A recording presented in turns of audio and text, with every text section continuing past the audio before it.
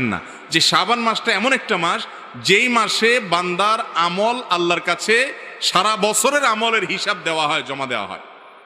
নবী করিম সাল্লাল্লাহু আলাইহি সাল্লাম শাবান মাসে সবচেয়ে বেশি নফল রোজা রাখতেন। রমজানের পরে বছরের 2 মাসে বেশি নফল রোজা রাখতে হয়, একটা হলো মুহররম, আরেকটা হলো শাবান।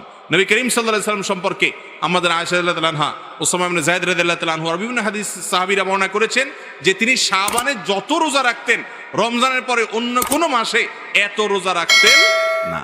আমাদের আয়েশা রাদিয়াল্লাহু আনহা এও বলেছেন কানা ইয়াসুমু শাবানা ইল্লা কালিলা, নবী করিম সাল্লাল্লাহু আলাইহি সাল্লাম গোটা শাবান জুড়ে রোজা রাখতেন, কয়েকটা দিন বাদে। শেষের দিকে রোজা রাখতেন না, শাবানের শুরুর দিকে বেশি বেশি রোজা রাখতেন। শাবান মাস সম্পর্কে একজন সাহাবী জিজ্ঞাসা করেছেন, ইয়া রাসূলুল্লাহ, আমি আপনাকে শাবানে বেশি রোজা রাখতে দেখি, এর কারণটা কি? তিনি দুটি কারণ বলেছেন। এক নম্বর কারণ হলো তিনি বলেছেন এই মাসে বান্দার আমল আল্লাহর সামনে পেশ করা হয়, ফেরেশতারা হিসাব জমা দেয়, সারা বছরের রিপোর্ট জমা হয় দেয়। তো আমি চাই